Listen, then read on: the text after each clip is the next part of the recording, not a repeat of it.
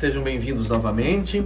Nós, continuando o desenvolvimento do nosso curso, depois de termos feito uma panorâmica geral sobre a temática do direito comparado e ter feito um breve resgate histórico do constitucionalismo medieval e do constitucionalismo moderno, nós seguiríamos agora estudando especificamente o direito constitucional comparado, primeiramente alguns temas introdutórios e depois o desenvolvimento. Nós examinaremos as três principais experiências constitucionais do constitucionalismo moderno, a saber, a experiência britânica, a experiência norte-americana e a experiência francesa, e depois passaremos para a terceira parte do curso, em que nós examinaremos o controle de constitucionalidade ou a jurisdição constitucional em perspectiva histórico-comparativa.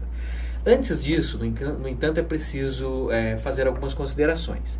Primeiramente, é amplamente conhecida a divisão, ou a classificação dos sistemas jurídicos em grandes sistemas, ou grandes famílias, ou grandes tradições jurídicas. A obra de referência, todos sabem, é a obra do professor René Davy, Os Grandes Sistemas do Direito Contemporâneo, é uma obra clássica de um professor francês que foi uma referência em estudo de direito comparado. E ele classificou ali, de acordo com diversos critérios, as famílias jurídicas conforme a sua origem comum e conforme a presença de traços comuns em cada um desses grandes sistemas. Então, por exemplo, a família romano-germânica é aquela que surge por volta do século XII na Europa, a partir do resgate do direito romano, e que vai se desenvolver em todo o continente europeu. Não vai penetrar nas ilhas britânicas, mas vai se desenvolver em todo o continente europeu e posteriormente vai ser difundida para todas as ex-colônias de países da Europa continental, como Portugal, Espanha, França e assim por diante. Essa família tem algumas características comuns que são decorrentes da sua origem comum. Uma delas é a prevalência do direito escrito, principalmente do direito legislado. Outra delas é a presença do fenômeno da codificação, a adoção de diversos códigos. Outra característica é o fato de que a jurisprudência geralmente não é vinculante, não se estabelece um sistema de precedentes vinculantes, mas se estabelece um sistema no qual a lei é a principal fonte do direito vinculante. Então tem características comuns que são decorrentes dessa origem comum. E esses sistemas vão se difundindo e vão se desenvolvendo de modo que existem diversos sistemas jurídicos nacionais, mas que têm características estruturais semelhantes que são devidas exatamente a essa origem comum e que, portanto, permitem falar nessa metáfora de família jurídica, de família de direito ou de um grande sistema, que nada mais é do que um aglomerado ou um conjunto de sistemas jurídicos, todos eles distintos, todos os sistemas jurídicos nacionais, como, por exemplo, o direito argentino, o direito brasileiro, o direito paraguaio, o direito uruguaio, mas que têm características comuns que permitem tratá-los como uma família de direitos. Então, essa é uma delas. A outra família mais conhecida e mais ampla no globo terrestre é exatamente a família do Common Law. O que é a família do Common Law? É a família de direitos que surgem a partir da jurisdição das cortes de Westminster, das cortes reais em Londres, das cortes britânicas, e que se baseiam em princípios bastante distintos do direito romano-germânico. Elas têm características diferentes. Uma importância maior do direito consuetudinário, principalmente no passado. O sistema hoje já não admite mais tanto o direito consuetudinário, mas admitia de uma forma mais ampla no passado. A presença dos precedentes vinculantes, ou seja, a jurisprudência é a principal fonte do direito nos sistemas do Common Law. Ela é sempre considerada vinculante. Uma das regras básicas do Common Law é chamada stare decisis, é a regra segundo a qual todo caso semelhante deve ser julgado da mesma maneira que os casos precedentes foram julgados.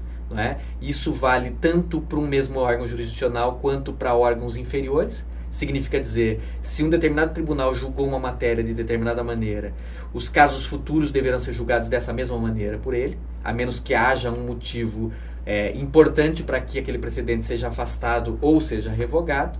E toda vez que um tribunal superior julga uma determinada matéria num certo sentido, os órgãos jurisdicionais subordinados a ele serão obrigados a observar o que o Tribunal Superior estabeleceu como precedente. Então é um sistema jurídico que tem a característica distinta, bastante marcante do sistema romano-germânico, na medida em que a jurisprudência é vinculante em função desse princípio estruturante do Common Law, que é o stare decisis, a regra do precedente vinculante. é um sistema jurídico que investe menos ou deu historicamente uma importância menor à legislação. É óbvio que isso era mais verdadeiro no século XVII, ou no século XVIII, ou no século XIX do que hoje. Hoje, tanto na Inglaterra quanto nos Estados Unidos, que são as duas principais vertentes do common law, existe uma importância muito grande na legislação também, mas ainda assim a importância da jurisprudência ela é maior, ao que parece, nos sistemas do common law do que nos sistemas romanos-germânicos. Então, esse sistema ele surge na Inglaterra e se difunde por várias ex-colônias britânicas, né? Hoje países do Commonwealth ou países que foram colônias britânicas, como por exemplo os Estados Unidos, o Canadá, Nova Zelândia, Austrália e outros, né? Então, essa temática dos grandes sistemas ou das grandes famílias de direito ou grandes tradições é uma temática conhecida, né? O importante frisar aqui, como o nosso curso não é um curso de direito comparado geral, mas um curso de direito constitucional comparado, é que essas famílias são tradições jurídicas que não se confundem com o que a gente chama de matrizes constitucionais. Matrizes constitucionais são uma espécie de família também, família de direitos. Elas abrangem ou incorporam vários sistemas, mas aí não são sistemas jurídicos apenas, são sistemas constitucionais. Então nós não vamos trabalhar aqui no curso no marco dos grandes sistemas, das grandes famílias ou das grandes tradições. Quem quiser aprofundar essa temática, recomenda-se a leitura do livro do professor René Davy ou de outros autores que estudam esses grandes sistemas ou grandes tradições, como Hein Katz, Konrad Zweigert e outros autores que trabalham nessa vertente. Aqui nós vamos trabalhar com sistemas ou matrizes constitucionais, ou famílias constitucionais, se vocês preferirem, tradições constitucionais. O que nos interessa, portanto, não são tanto os elementos de base que caracterizam um sistema jurídico como pertencente ao sistema romano-germânico, ou como pertencente ao sistema do common law, ou como pertencente a outros sistemas que existem ao redor do globo. O que nos interessa são as características dos sistemas constitucionais. É um recorte. Então, no direito constitucional comparado, nesse primeiro momento, nós estudaremos esses sistemas, essas famílias ou essas matrizes constitucionais que não correspondem ao sistema romano-germânico, ao sistema do common law, ao sistema dos direitos religiosos ou os sistemas africanos. É um outro tipo de classificação, como os senhores perceberão. Dito isso, vamos fazer algumas distinções iniciais, né? A primeira distinção entre sistemas constitucionais é aquela que o professor Canotilho trabalha no seu livro Direito Constitucional e Teoria da Constituição. Ele evidencia em um determinado momento daquela obra que existem duas grandes vertentes do constitucionalismo moderno. Aqui nós deixamos o constitucionalismo medieval para trás e nos focamos no constitucionalismo moderno, né? Nós poderíamos vislumbrar aqui, de acordo com o professor Canotilho, os sistemas constitucionais de tipo ocidental e os sistemas constitucionais de tipo do leste europeu ou de tipo soviético. São duas distinções básicas. São dois grandes grupos de sistemas constitucionais com características muito distintas, né? Dentro dos sistemas constitucionais de tipo ocidental, né, o professor Canotilho identifica duas possíveis tendências, os dois possíveis momentos. Uma tendência, um momento, é o chamado constitucionalismo liberal e a outra tendência, outro momento, é o chamado constitucionalismo social. Essa é uma das formas que nós podemos entender a estrutura contemporânea dos sistemas constitucionais. Existem sistemas sovietizados e existem sistemas ocidentais não sovietizados, e esses sistemas constitucionais têm características bastante distintas. Historicamente, no primeiro momento, foram sistemas essencialmente liberais, que significa dizer, eram sistemas que, através de instituições constitucionais e mecanismos como direitos fundamentais, visavam limitar o poder do Estado, ou seja, fazer com que o Estado se abstivesse de interferir em certas esferas da vida das pessoas, como liberdade de consciência, liberdade de expressão, propriedade, liberdade de ir e vir e assim por diante. É a primeira fase do constitucionalismo liberal, em que as constituições estabelecem principalmente obrigações negativas, ou seja, o Estado tem que se abster de intervir em determinadas esferas da vida, e assim essas constituições visam proteger integridade física, liberdade, propriedade e outros valores das pessoas, dos indivíduos, dos cidadãos. De outro lado, principalmente no período entre as duas guerras mundiais e depois da Segunda Guerra Mundial, vocês sabem que surge uma nova onda de direitos fundamentais, os chamados direitos econômicos, direitos sociais, direitos culturais, né? Esses direitos já não se contentam mais, como os direitos civis e políticos do constitucionalismo liberal, com a abstenção do Estado. com o não fazer do Estado. Esses direitos exigem prestações estatais. Se a Constituição estabelece que há um direito fundamental à educação, o Estado tem que criar escolas, universidades e prestar políticas públicas em matéria de educação.